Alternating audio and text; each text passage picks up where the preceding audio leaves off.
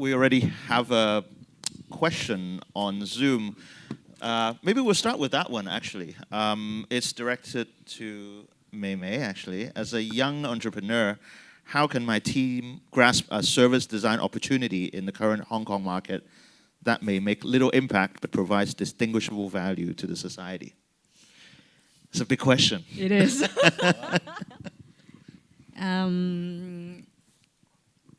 Frankly speaking, I think at this moment, Hong Kong is definitely the best time to do service design. Particularly, I think the entire society is trying to recover from COVID. And there is, in a way, be it's coming from your travel behaviors or your financial decisions, or even some of your thinking when it comes to financial protection, etc. I think a lot of the Hong Kong consumers have changed on their preferences, their decision-making process. So frankly speaking, it's the best time for us to actually practice that. And particularly for entrepreneurs, there are a lot of pain points in Hong Kong that, bigger companies cannot solve. So in a way, just try it and find some sort of pain point in the industry that you are interested in. Showcase, again, back to my MVP point, showcase it, and I'm pretty sure you should be able to get some sort of funding. Right. So, yeah, I guess by make little impact, I guess financial gains, I don't know, instead of something that brings value to society. I think the question was asking about that. There were a lot of mentions about methods throughout our session this afternoon, and I quite like the idea of the value-laden methods that Dr. Lee mentioned about. It's almost like a cult of methods that we really subscribe to. Design thinking has been a, should I say, a fad in the past little bit in Hong Kong, with lots of courses about methodologies, about methods. The idea of facilitation, is that also a culturally laden, a culturally influenced kind of a way of working with people? Are there alternatives to what we term as facilitation, and what are the cultural implications of that? Maybe we'll start with Dr. Lee. Yeah. Sure. Okay, so starting with methods, it's not also my kind of critical voice about the use of methods. It's not really about the denial of methods. Methods are, of course, useful. It's really the tools for us to make actions and achieve something. But what matters is the reflexivity and the sensitivity when you are using the methods. So where these tools and methods, as I said, methods are never value neutral. So when you use them, where does this actually lead me to? So we need to have the sensitivity and the flexibility when we use the methods, and instead of relying on the methods, or instead of expecting the methods will get us somewhere, but we need to really be mindful that what we are really trying to achieve is the capability, or the sensibility and the sensitivity and the insights, like trying to get from that method. The facilitation, usually in the form of workshop or short-term project, is the platform or the venue to penetrate and introduce or to train the method. So in that sense, I think the facilitation is maybe also the one of the cultural products of services and adoption and the penetration. But at the same time, really the key message again is, and what I've been thinking actually quite interesting is that workshops and the facilitation is really big thing in service design. And we didn't really see similar phenomenon in other design principles like UX design or interaction design. So that was, I think, the penetrating the services and knowledge through the form of facilitation or workshop was something quite interesting and unique in service design. Then again, my point is, okay, so the facilitation, and the facilitation also comes with the certain script and the forms of actions. So there can be some values or the culture there. But again, when we are doing it, reflexivity and the sensibility when we are using them should be very important, and it needs to be kept. Emphasized for the users and the participants there. Maybe you also mentioned about having the objective first and then the methods. What are your opinions about facilitation as a means of working with stakeholders? Are there any culturally specific issues at play? I think for facilitation, frankly speaking, it wasn't in a way quite a recognized skills in Hong Kong, because I think the reason why I'm equipped with these skills is because I was a trained qualitative researcher before, and I need to facilitate a lot of focus group when I was really young. So that's how I came about these skills. And frankly speaking, this job isn't a popular job in Hong Kong. You mean? Yeah. Yes. So in a way, not a lot of people recognize that such role exists, and the importance of it. So, and because particularly in Asia, the culture tend to be, I would say, less vocal in a way. So the importance of facilitation in Asia in particular seems to be it's actually important, but somehow being overlooked. And so I think it's really important for us to get this role being recognized, and then because ultimately Asian culture tend to be less vocal, and having this facilitator just to help bring up those conversations, and particularly on corporates that are more hierarchical, and younger juniors tend to be a little bit more quieter in front of the seniors, leaderships, etc. So that's why the role of facilitators will help to basically break some of these silos and try to tease out more of the kind of thinking and opinion in a more safe environment. Maybe that is a little bit of a stereotype of Asian organization structures, the hierarchical. Yeah, indeed. I'm just thinking whether there are other methods that would work a little bit more effectively, I guess, in some situations. I don't know. Maybe Shin has some ideas. I think today we have heard quite a few times of frameworks. Yeah. Interestingly, they are all variations of very much similar ideas. So when a discipline or profession reach to that state, we often very easy to agree with each other. Yeah, right. Which means we're reaching to a stage of plateaued stage. Yeah. Right. And in the more academic term, we would call it a determination, as a situation, a determinated situation. In order for us to move forward, we need new ideas that can really differentiate it from all the existing variations of the same idea in order to inspire that profession, the next generation of practitioners. So when we hear many people talk about similar ideas but different variations, that means we're reaching a plateau. So that's the first thing.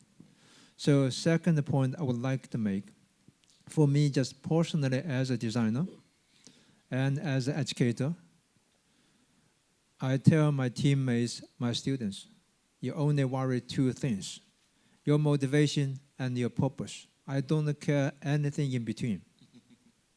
Because there are many ways of achieving the goal. Yeah, right. I think building consensus too quickly can also be an impediment, I guess, as you said, reaching a plateau. Ryan, what's your opinion on facilitation as a means? Oh, yeah. Because it's quite subjective. I think facilitation is not objective. So usually it depends on who is the facilitator. Yeah, that's the first thing. And second thing, many people talking about Asia. But I think Asia is too big. India is quite different to China. Hong Kong and South Korea is really different. So So nowadays, South Korea, many things have changed. Yeah, especially Japan and South Korea. I mean, even mainland China. Yeah. So yeah. So maybe yeah. So I'm not happy with something called it Asia. Yeah. Right. Yeah. Yeah. Well, there are many different cultures. Even within the same country, there are different nuggets of, pockets of culture. Let's change the subject a little bit and talk about matrices to measure experiences or services. With the YouTube videos, it's very clear because there are a certain number of hits of a video, and for example, for hotel booking, maybe there are, you can look at the business, the sales of the rooms, the sales of airline tickets to measure the success or the effectiveness of a service. But are there any other ways of looking at measures and matrices in terms of meaningful services or experiences? What are your views about that?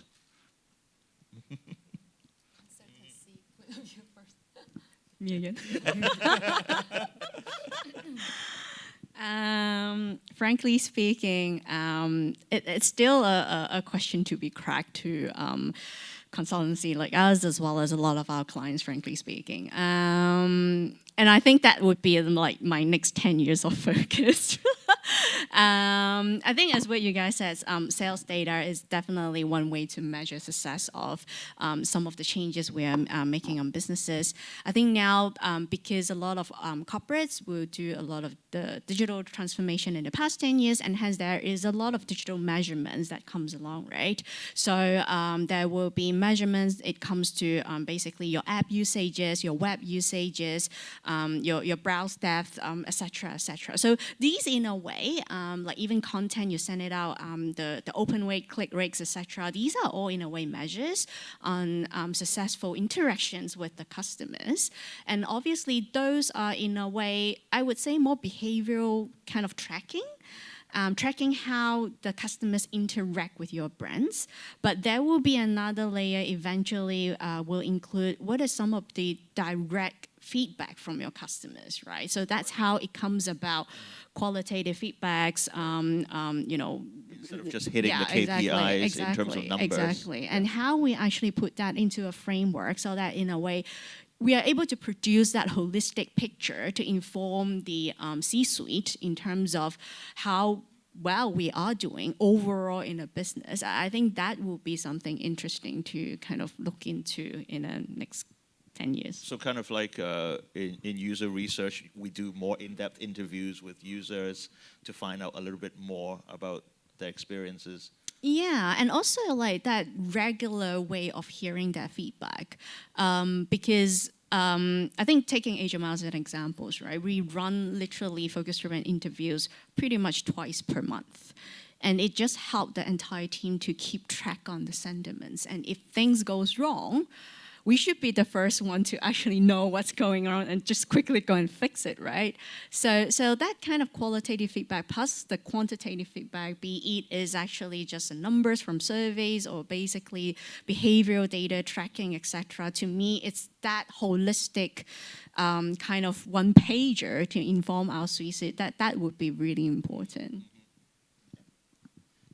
Maybe working around your question, maybe I can also want to add one dimension to the evaluation of a service design, because service design projects could have multiple agenda. So definitely sales and market penetration is one. So all those measurement comes useful. But another agenda is, as Daniela mentioned earlier, the transformation of organization. So doing the service design project, how then organizations is shifted towards more service-oriented, servitized, and the customer-oriented and collaborative organization. So one thing that we tried, one of the projects that we try to develop the organization's design capability with the government. We kind of created the design capability mapping tool. So we let the government officers to, just map how they understand their users, how they understand the design process, and how they understand the organizational structure, and so on and so on. And after the project, and we gather them again, and we let them map again the design capability mapping tool. Then we see kind of, okay, there was actually the more awareness and the knowledge in terms of design and the customer, how they understand their customers, and whether their understandings on the customers and their design agenda are aligned across different departments, and also whether that is aligned with the management agenda. So that is also something that we try to measure after the service design project. Yeah, I guess that idea of alignment across multifunctional teams would be very important as well. So we're all working towards the same kind of a set of goals. Yeah. Sure. I think when I was approached by a national standard office for service excellence standard, so firstly we agreed on there are two kinds of measurements: scientific approach and meaning. So the very different things we're looking at. So firstly, scientific side and meaning. Secondly, we all talk about different stakeholders when we design services. It's not easy. And when we talk about meaning, lots of qualitative, subjective value judgments. When we are trying to develop a certain standards for certain industries, even though we're talking about national standard office, they always target to particular industry sector. So we need to translate those qualitative, subjective value judgment into measurable things. So I didn't really expand much about my Huawei project.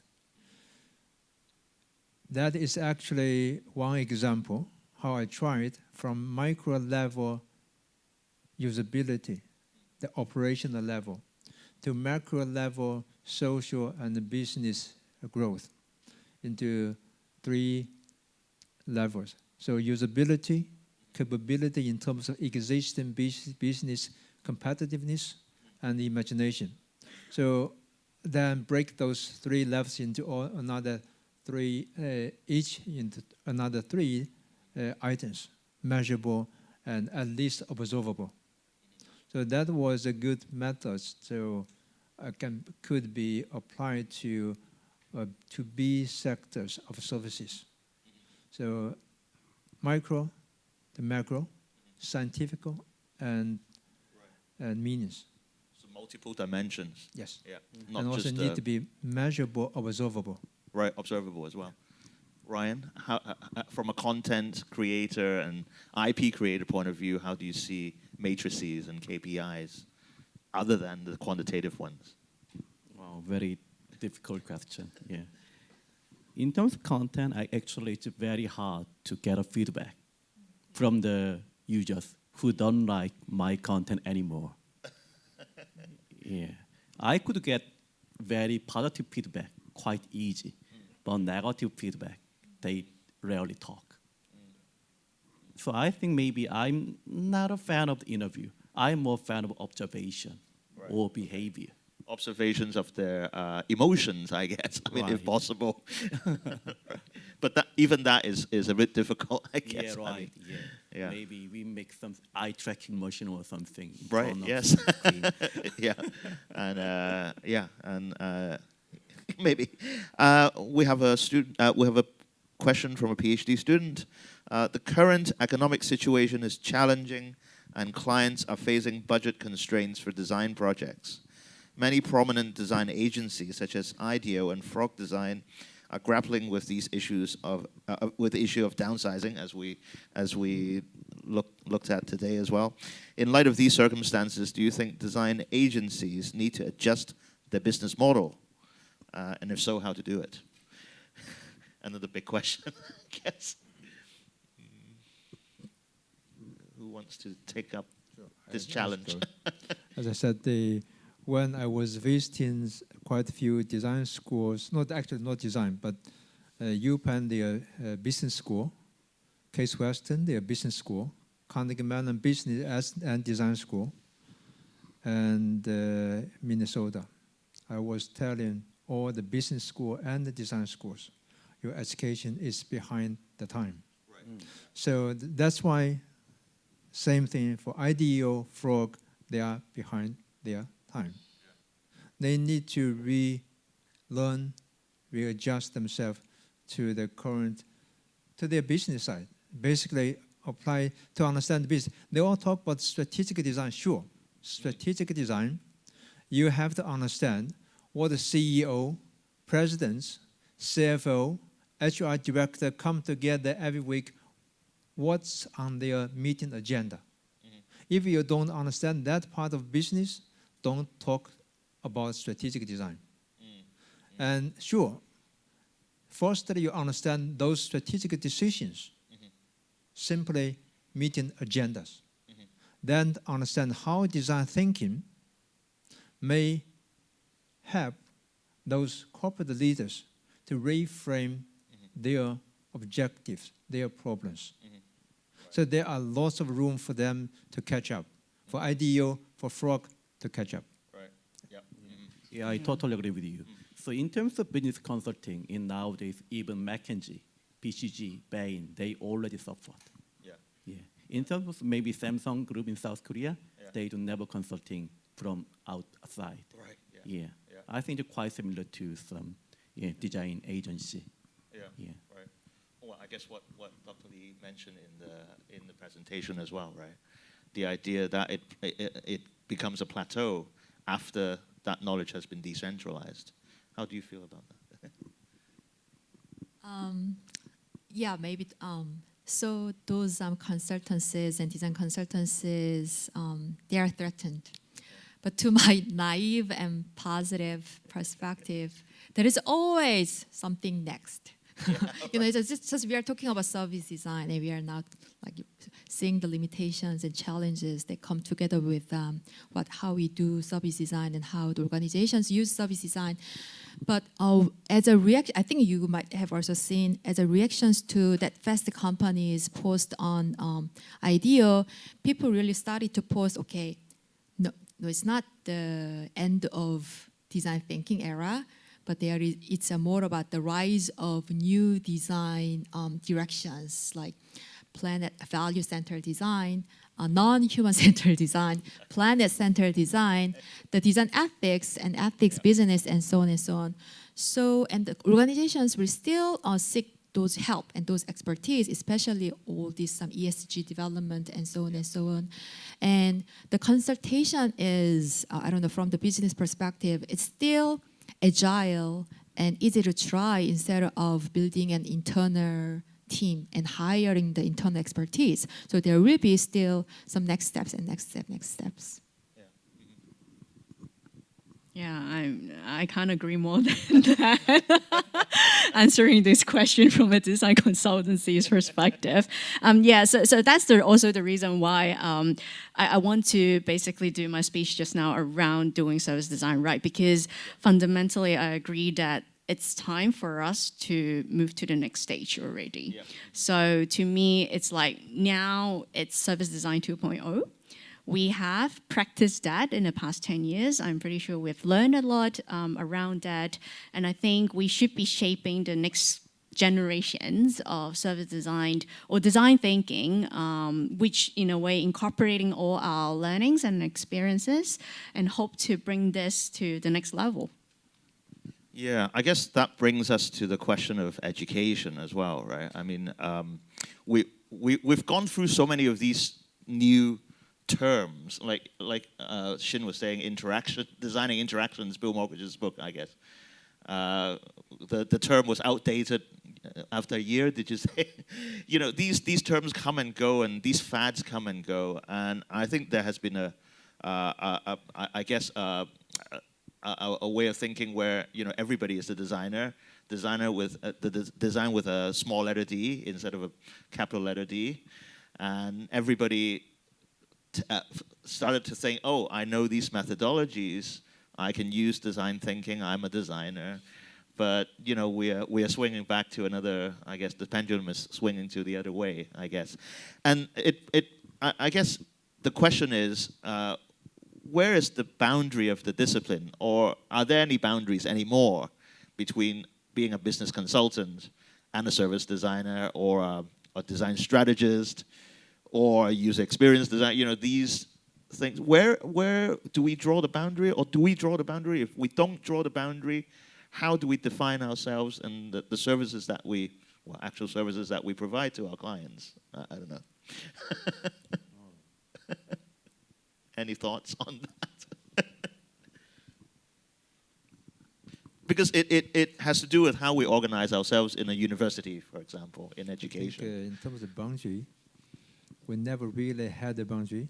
I don't worry about the boundary because quite some years ago, when I was talking about design thinking, nowadays many people talk about design thinking. You are able to do anything all over the places, all industries, all sectors, from micro to macro decisions. Yes, you're all over the places, so who you are. We should go back to a very focused niche area of design practice. For instance, industrial design. Okay, sure, no problem. Let me ask you. Industrial design is more focused. You graduate from industrial design program, you can become an automobile design, furniture design, sportswear design. So are you focused? No. Design thinking starts from over 100 years ago, from Bauhaus time. If you look at the Bauhaus curriculum, they were themes of 20th century manufacturing. There was general knowledge, the shared knowledge of manufacturing. That's why, if you look at not Bauhaus, but even 60 years ago when Herbert Simon said design, it's all over the places. So that's one, when we talk about the boundary, at that time we're looking at horizontally, but also vertically, same thing. So design can be applied to a smaller area of things, the touch points early on in the morning by, forgot your name, sorry, GK, right? Subhadra, thank you. So there are certain lots of complex debate about how to make choices of tiny little details. And that decision making is not much different from when business managers, the corporate leaders, making a strategic decision for a company. Even at macro level or at tiny little details, this decision making patterns, there are lots of similarity between micro and macro decision making. That's what we have to really understand. Next phase, design thinking, to think about those fundamental aspects, philosophical shared qualities of thinking. There's lots of things I enjoy so much with Jeremy's lecture about decision making. There's still lots of aspects about decision making to be explored. Lots of topics and questions about decision making. But that's another aspect. Dr. Lee, from a university professor's point of view?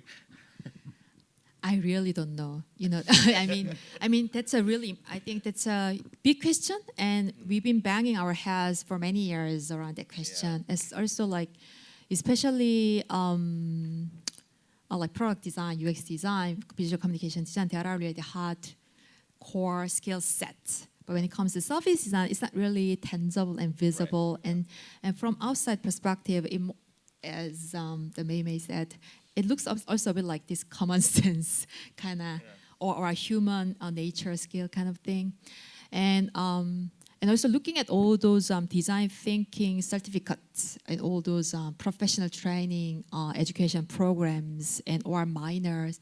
So there is this huge trend of university offering these professional certificates, and the National University of Singapore, because it's also one of the revenue making machine, right? So we are also tasked to offer this design thinking or design related certificates for non-design practitioners. And we've seen those who come from different backgrounds and they complete the certificate course and they get hired as designers in the company.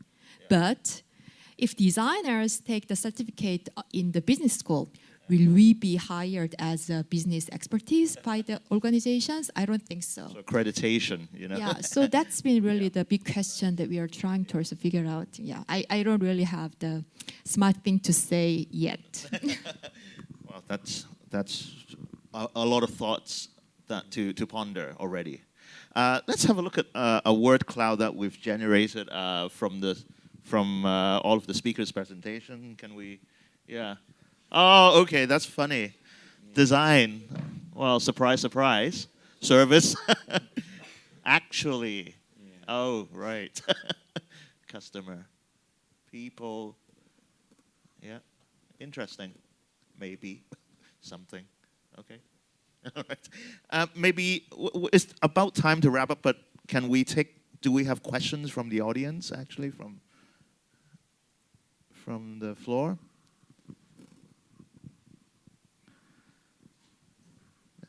Let's see. If not, then maybe we'll wrap up our session. Thank you very much for our speakers' valuable insights. Thank you. Thank you.